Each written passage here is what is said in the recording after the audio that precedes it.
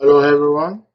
Um, in this lecture, we're going to round up. We're going to wrap up the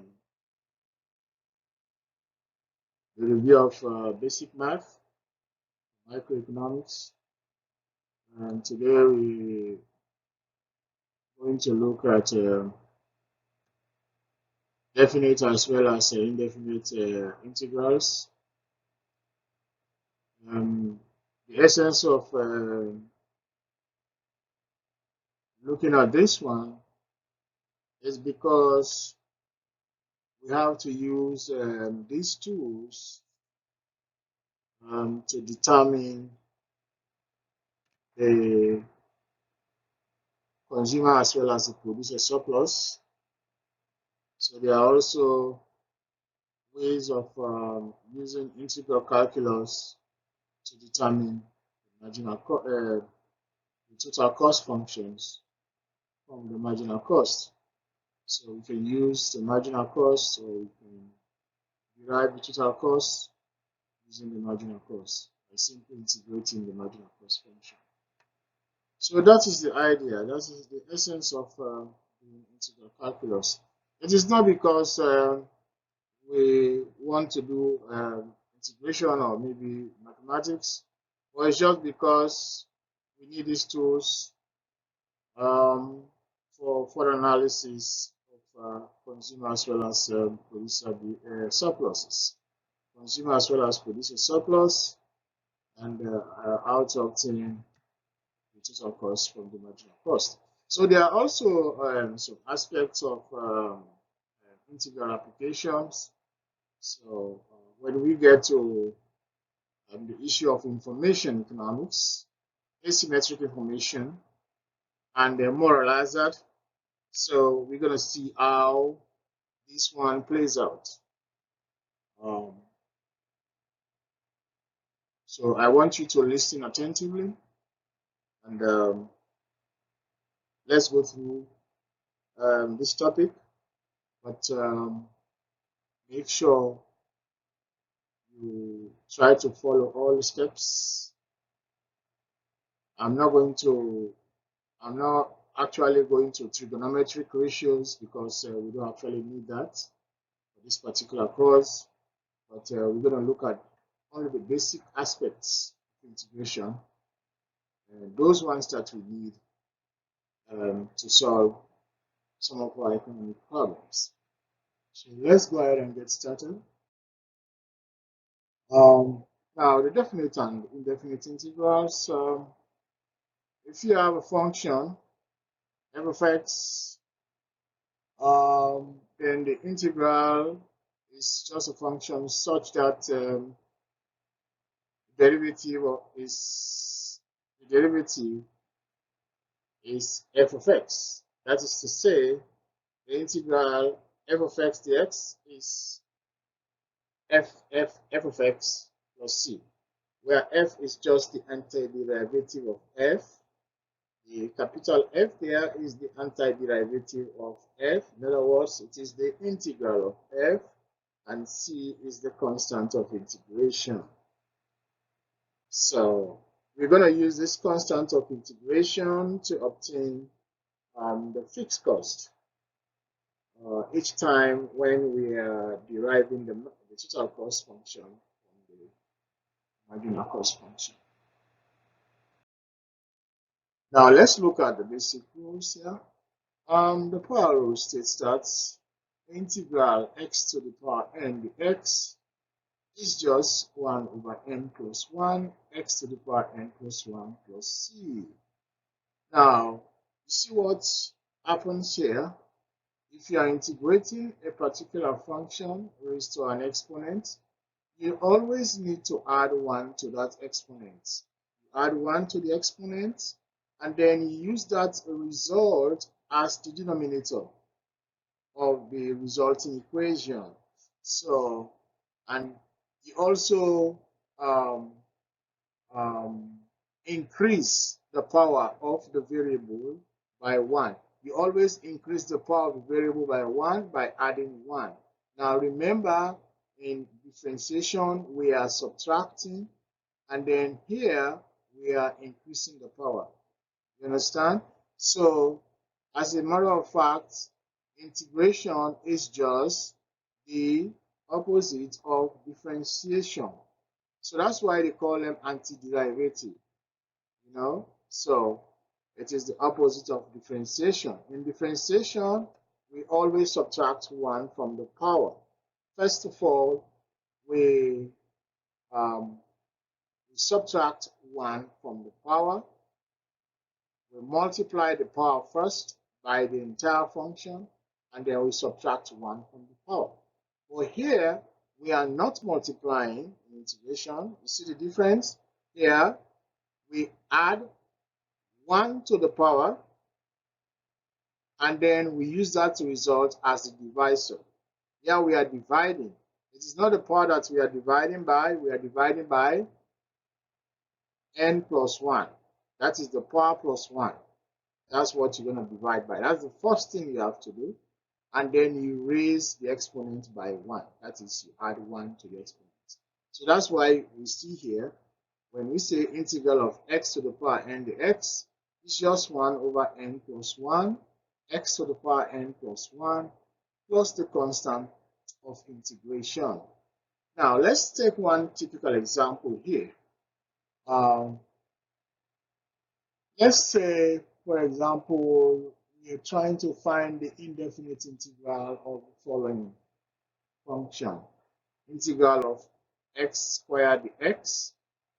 Integral of x squared dx here is 1 over 2 plus 1 x to the power 2 plus 1. You see, the power there is 2, so we are adding 1 to that power, so it becomes 2 plus 1.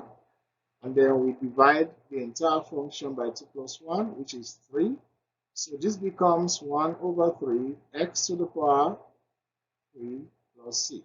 Simple. That is the integral of the function x squared dx.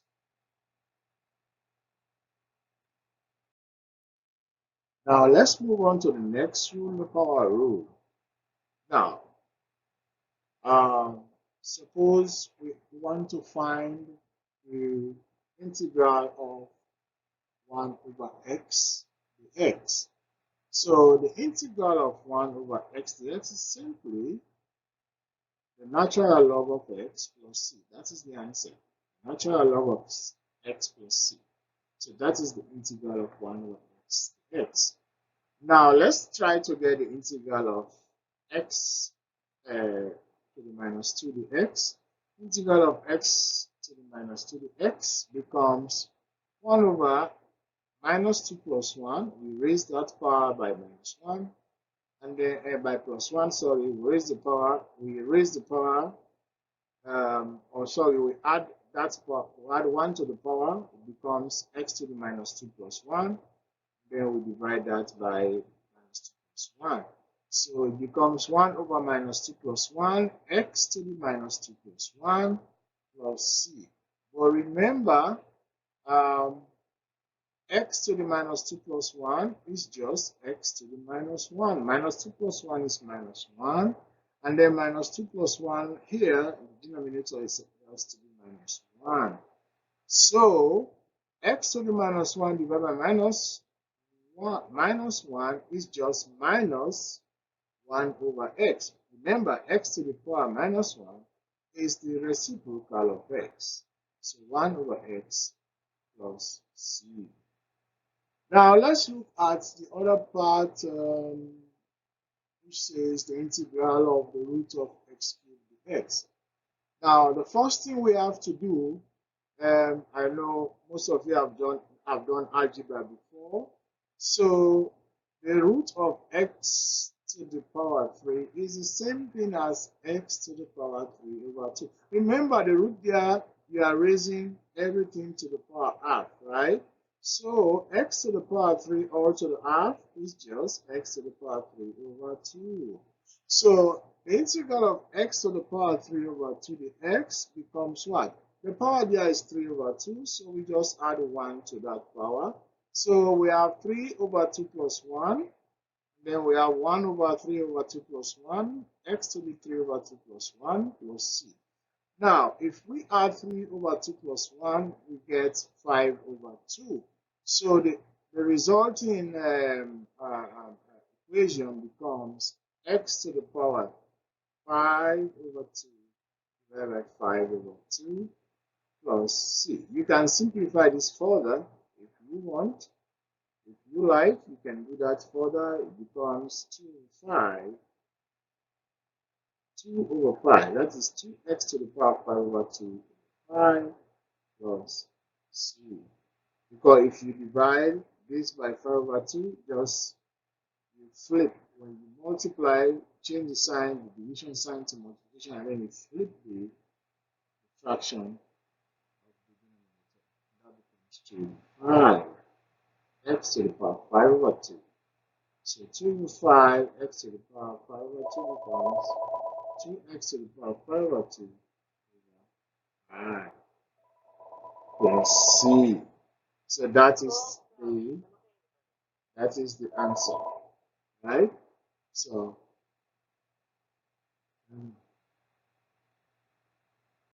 now let's move on to the exponential rule. Now, for the exponential rule, we have the integral of e to the x. The x is just e to the x plus c. So that one is straightforward. So anytime they ask you to find the integral of e to the x dx, just say e to the x plus c. That is the answer. So now let's find the integral of the following. Integral of e to the x dx, and then the integral of e to the 2x dx. Now, as we said earlier, we said the integral of e to the x dx is e to the x plus c. So the integral of e to the x dx is just e to the x plus c. Now let's move on to b. Now for b, we want to find the integral of e to the 2x plus e to the 2x dx. This one is a special case. So the first thing we have to do here, we have to make sure we transform that function e to the 2x dx to the simple one, which says the integral of e to the x dx, right? So the only way we're going to do that is we're going to let u a variable, let's say u equals to 2x, right? So if we let u equals to 2x, then the integral of e to the 2x dx becomes what? The integral of e to the u dx. Have you seen? So we have transformed that integral, that exponent to u instead of 2x, u dx. But we don't want to find the integral of u e to the u dx. So we have to do some little bit of manipulation, mathematical manipulation. So first, we take the derivative of u with respect to x, right? Now we say u equals to 2x. So if we obtain the derivative of u with respect to x, it becomes the u dx, which is equals to 2. Now, if we have the u dx equals to 2, now multiplying throughout by the x, there gives us what? The u equals to 2ux, right? So the u, because the u dx times the x becomes the u, because the x and the x cancel, and then 2 times the x becomes 2dx. So that's how we got this one, d equals to x, right? So the essence here is for us to derive an expression for the x, right? Once we have that expression, we can plug that one into the integral e to the u dx, right? Now, the x now becomes the u over 2.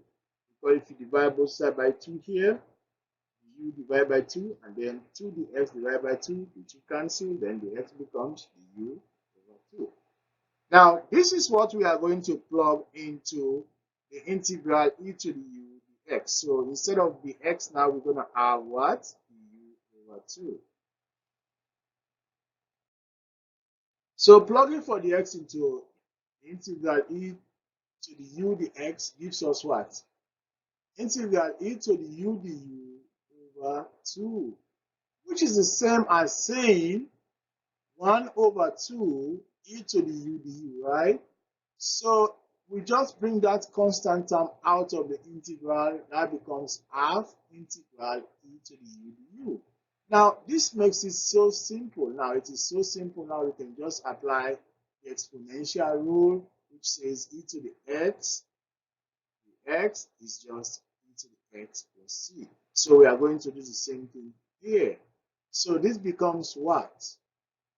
Integral of e to the u du becomes e to the u plus c. So we know that the integral of that, so e to the u plus c. So, but we know what u is. U is just 2x, right? So if u equals to 2x, if we plug that u into this equation e to the u plus c, then we're going to have what? We're going to have the integral of e to the 2x dx equals to half e to the 2x plus c. So that is the answer to that question. So instead of e to the 2x plus c, it becomes half e to the 2x plus c. Now, I want you to practice these questions. When please try to do them. Find the integral of e to the 0.5x dx, then integral of e to the 4x dx, and the integral of e to the 3x dx. So I need you to find all these integrals. Now let's come to the logarithmic rule. The logarithmic rule says that the integral of 1 over x dx is just x plus c, where x is greater than 0. So simply, just say the integral of 1 over x dx is just x plus c. Okay? Now let's come to the sum rule. Now the sum rule here, if you want to find the integral of the sum of two functions, is a sum of the integrals of the function. That is easy, right? So it's just the same as differentiation. When we say the derivative of the sum of two functions is the sum of the derivative of the individual functions. Same thing here also applies. The integral of the sum of two functions is the sum of the integrals of the individual functions, right? So the integral of f of x plus g of x dx is the integral of f of x dx plus the integral of g of x dx. Now let's try to do some example here. Find the integral of x to the power 3 plus x dx. So the indefinite integral here is given by what? Integral of x to the power 3 dx plus integral of x dx. So if we all, we're going to have integral of x to the power 3 dx, which is equal to what? X to the power 4. You know what to do here. You say 3 plus 1 is 4. And then you take that 4 as the denominator of the function of the equation. So it becomes x to the power 4. 3 plus 1 again is 4. 4 over 4. X to the power 4 over 4 plus c1. That is the constant of integration for the first function. Now let's look at the next function, the integral of x dx. And that becomes what? X to the power 2 over 2. Because x to the power 1 plus 1 is 2. 1 plus 1 is 2, and then we have that. Yeah. So it becomes x squared over 2 plus c2. So c2 is the constant of integration. Now, therefore, the integral of x to the power 3 plus x dx becomes what? X to the power 4 over 4 plus c1 plus x to the power 2 over 2 plus c2. So if we solve here, we're going to have x to the power 4 over 4 plus x to the power 2 over 2 plus c1 plus c2. Now remember, c1 plus c2 becomes c, which is the constant of integration. So The integral there is x to the power 4 over 4 plus x to the power 2 over 2 plus c. Okay? Now, as an exercise, I want you to solve these ones. When you go home, make sure you do them, try to do them, make sure you understand them. Okay? Now, let's look at the constant rule. This is much easier. So, the integral of 1 dx. It's just as saying 1 is what? It's just x to the power 0, right? X to the power 0 is 1, right? So just replace that 1 with what? X to the power 0. So if you replace the 1 with x to the power 0, then it becomes the integral of x to the power 0 dx. Now because x has a power of 0, we add 1 to that 0, that becomes 1. 0 plus 1 is 1. And then divide that by what? X to the power 0 divided by what? 0 plus 1, right? So, you know what is 0 plus 1 is just 1, right? So, you divide anything by 1 is just that thing. Divide any variable by 1 is just that variable. So, x to the power 0 plus 1 divided by 0 plus 1 is just x to the power 1 over 1. But we don't write x to the power 1. Now we don't say x, right? So, we have x plus c, which is the constant of integration. Now let's look at the integral of a multiple. For a multiple, we have the integral of k f of x dx, which is k integral f of x dx. That's it. Now, to find the integral of 2x cubed dx, it becomes what? The integral of 2x cubed dx becomes 2 integral x to the power 3 dx. Again, we take the constant term out of the integral, and then we have 2 integral x to the power 3x. So we know what is that. So that should be what? 3 plus 1 is 4. Use that as the denominator here. So x to the power 4 over 4 plus c. So that becomes what? X to the power 4 over 2, because 2 into 4 is 2 times, right? That becomes 2. So x to the power 4 over 2 plus c. That is it. With that. Now let's look at the definite integral. This is what we're going to be using, especially in consumer surplus, or maybe we want to find the cost function, etc. So we're going to be using this one a lot because we want to find the producer surplus, the consumer surplus. And, these are the basic tools that we use. So now, given a function f of x that is continuous on the interval ab, now the interval there ab, a is the lower limit, in other words, is the lower bound, and then b is the upper limit, upper bound, right?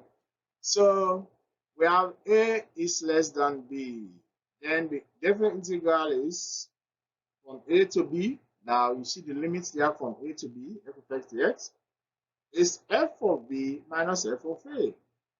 It's just f of b minus f of a. But remember here, now, if you find the indefinite integral of f of x, right? Now, that's going to give us, it's going to give us what? F of x plus c, right? But remember the f of x, the x there is, we're going to represent, we're going to plug in those limits, a and b. So instead of f of x, we're going to have what? F of x plus, you're going to have f of b, that is the upper limit,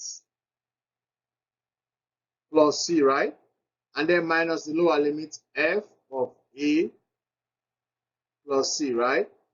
Now, if we open the brackets, we're going to have f of b plus c minus f of a, and then minus c, right?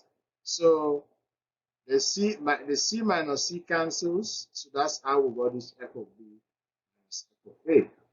So now let us try to evaluate this integral. We have the limit from 1 to 4, 3x cubed to 3x cubed dx. Now to evaluate this definite integral on this interval 1, 4, we proceed as follows. We have integral from 1 to 4, 3x cubed dx becomes what? 3 integral 1 to 4, x to the power 3 dx becomes 3 x to the power 4 over 4, and then the limit from 1 to 4, right? So that becomes what? Just plug in the value 4, which is the upper limit. So in place of x, you put x to the power 4 there, 4 to the power 4 divided by 4. That is the first, the upper limit, minus the f of a, which is the lower limit, 1 to the power 4 over 4, right? So now we no longer have x. We have now 1 as the lower limit to the power 4 over 4. First time is we no longer have x to the 4. We have 4 to the power 4 because this is the upper limit. This is the f, capital FB. We're trying to do. We plug in the b. The b there is the 4, right? And then the a there is the 1. So that 4 is what we're going to plug into this x here, x to the power 4. Instead of having x, we now have 4. 4 to the power 4, then divided by 4. Right? That is the function minus what? 1 to the power 4 divided by 4. So if we simply do the math, we're going to have 256. 4 to the power 4 is 256 divided by 4 minus, of course, 1 to the 4 is just 1. 1 times 1 times 1 times 1 is just 1 divided by 4, right? So if we solve that, we're going to have 256 over 4 minus 1 4, that is 63.75. If we multiply by 3, we're going to have 191.2. So that is the result for this. Now let's look at the total cost function. How do we get the total cost function? Simply we just integrate the marginal cost function to obtain the total. Now remember, to get the marginal cost, what do we do? The marginal cost is what? Is what? The addition to total cost as a result of what? As a result of producing one more unit of output, right? That is the marginal cost. The addition to total cost as a result of producing one more unit of output. That is the marginal cost. So what we do there is we find the derivative of the total cost function with respect to the output to obtain the total, the marginal cost. So the marginal cost there is the TCDQ, which is equals to MC. But now, if we have MC, we want to find total cost, all we need to do is to integrate the marginal cost function, right? So that is what we are going to do here. So now consider the marginal cost of a farm producing corrugated toothpaste as CQ equals to 6 e to the power 0.3Q. And if the fixed cost of producing toothpaste is given as CF equals to 90, find total cost function. So here what we do, we are going to integrate the marginal cost function with respect to outputs. And this simply gives us what? The integral 6e to the power 0.3q, the q becomes what? 6e to the 0.3q over 0.3, right? Now, take the 6 out of the brackets, right? So you integrate e to the power 3q. Now remember, we said e to the, when we integrate e to the 2x dx, you know what we did, right? First of all, replace this with the letter 0.3q with something u, right? Then you find derivative, you solve, and then when you plug everything, you're going to have this one. That is e to the power 0.3q, right? So that's what you're going to have. So once you divide that, and then you say plus c, that becomes your total cost function.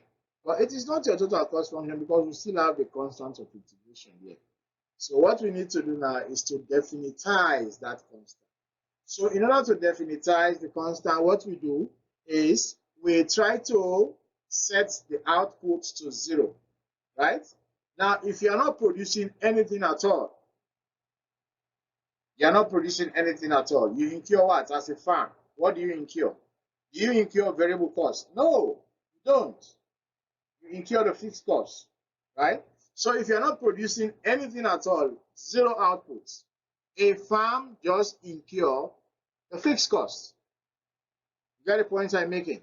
So now we are going to set the output to 0. So if we set the output to 0, then the entire function will be equals to the fixed cost. You get the point? If the farm decides not to produce anything, right, still incurs the fixed costs, like buildings, the machinery that was used, to produce, because these ones are already there. The building, fixtures, all those stuff, they are already there. So we are not talking about the labor.